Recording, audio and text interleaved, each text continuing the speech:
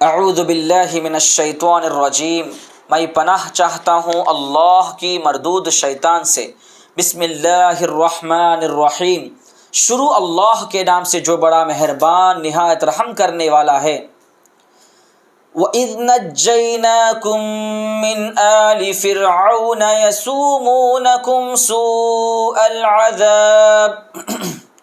سوء العذاب يذبحون أبناءكم ويستحيون نساءكم وفي ذلكم بلاء من ربكم عظيم۔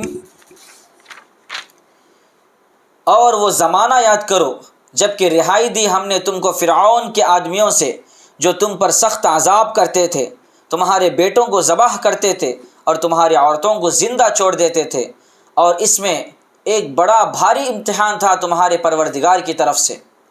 اس آیت میں 4 باتیں بتلائی گئی ہیں۔ پہلی بات، جب ہم نے تم کو فرعون کے لوگوں سے نجات دی جو تمہیں بڑا عذاب دیتے تھے۔ دوسری بات، تمہارے بیٹوں کو ذبح کر ڈالتے تھے۔ تیسری بات، تمہاری عورتوں کو زندہ رکھتے تھے۔ چوتھی بات، اس ساری صورتحال میں تمہارے پروردگار کی طرف سے تمہارا بڑا امتحان تھا۔ میرے محترم بھائیوں بہنوں، فرعون اور آل فرعون جن کو مصر میں اقتدار حاصل تھا، وہ بنی اسرائیل کو سخت تکلیف دیا کرتے تھے۔ فرعون کسی خاص شخص کا نام نہیں ہے، بلکہ مصر کے بادشاہوں کو فرعون کہا جاتا تھا۔ مصر کے بادشاہ فرعون نے ایک خواب دیکھا جس کی تعبیر نجومیوں نے فرعون سے یہ بتلائی کہ بنی اسرائیل میں ایک شخص پیدا ہوگا جو تیرے دین اور تیری حکومت دونوں کو تباہ کر دے گا۔ اس تعبیر کی بنیاد پر فرعون نے یہ حکم جاری کیا کہ بنی اسرائیل میں جو لڑکا بھی پیدا ہو اس کو قتل کر دیا جائے، اور جو لڑکی پیدا ہو اس کو خدمت کے لیے زندہ رہنے دیا جائے۔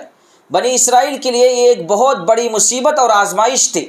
اللہ تعالیٰ نے بنی اسرائیل کو اس مصیبت سے آزاد کیا، اور ان کی آزادی و رہائی کے لیے اللہ تعالیٰ نے حضرت موسیٰ علیہ السلام کو پیغمبر بنایا، اور حضرت موسیٰ علیہ السلام اللہ تعالیٰ کے حکم سے بنی اسرائیل کو مصر سے راتوں رات لے چلے، جس کی تفصیل قرآن مجید کی مختلف آیات میں ہم پڑھتے ہیں۔ سورہ بقرہ کی آیت نمبر 49 میں اللہ تعالیٰ نے بنی اسرائیل کو اپنا وہ احسان یاد دلایا ہے کہ تم اس وقت کو یاد کرو جس وقت آل فرعون تم کو سخت اذیتیں پہنچاتے تھے، تمہارے گھر پیدا ہونے والے لڑکوں کو قتل کر دیا جاتا تھا، اور تمہاری نومولود لڑکیوں کو اس نیت سے زندہ چھوڑ دیا جاتا تھا کہ بڑی ہو کر ان کی خدمت کے لیے کام آئے گی۔ بالآخر اللہ تعالیٰ نے فرعون سے نجات کی راہیں ہموار کیے، اور وقت کے نبی کے ذریعے اس مظلوم قوم کو ظالم قوم سے نجات دی۔ سورہ ابراہیم کے آیت نمبر 6 میں بھی اللہ تعالیٰ نے یہ بات بتائی ہے۔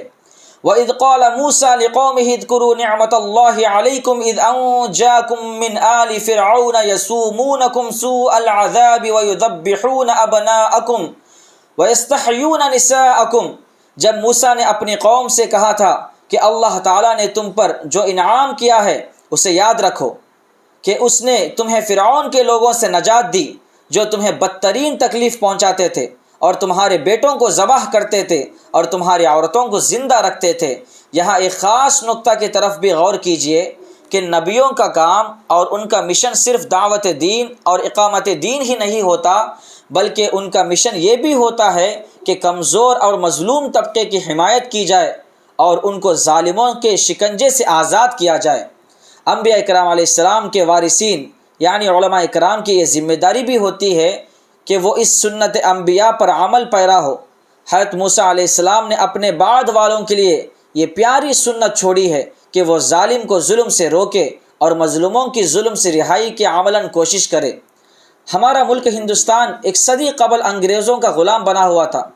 اس ملک کے مجاہدین نے اپنی جانوں کی قربانی دے کر اس ملک کو انگریزوں سے آزاد کیا، مگر بدقسمتی کی بات یہ ہے کہ یہ ملک دوبارہ ایک دوسری قوم کی غلامی میں جا رہا ہے یا جا چکا ہے۔ اس ملک کے برہمنوں نے گزشتہ 60-70 سال کی محنتوں سے اپنے مقصد کو بہت حد تک پا لیا ہے۔ اس وقت ان ظالم برہمنوں سے اس ملک کے دوسرے طبقات کو اور بالخصوص مسلمانوں کو بچانا ہم سب کی ذمہ داری ہے۔ اس ملک کے مذہبی قائدین، علماء کرام، ائمہ اکرام و خطبہ سنجیدگی سے اس بات پر غور کرے اور اس مسئلے کے حل کے لیے حکمت بھر حکمت بھرا منظم اور منصوبہ بند اقدام کرے۔ ہو سکتا ہے کہ انگریزوں سے آزادی کے لیے جس طرح لاکھوں جانوں کی قربانی دینی پڑی، اس ملک کے ان ظالم فرقے پرستوں سے آزادی کے لیے بھی جانوں اور مالوں کی قربانی دینی پڑے۔ اللہ تعالیٰ مظلوموں کی مدد کرنے اور ظالموں کو ظلم سے روکنے کی ہمت اور توفیق عطا فرمائے۔ آمین۔ صدق اللہ العلی العظیم۔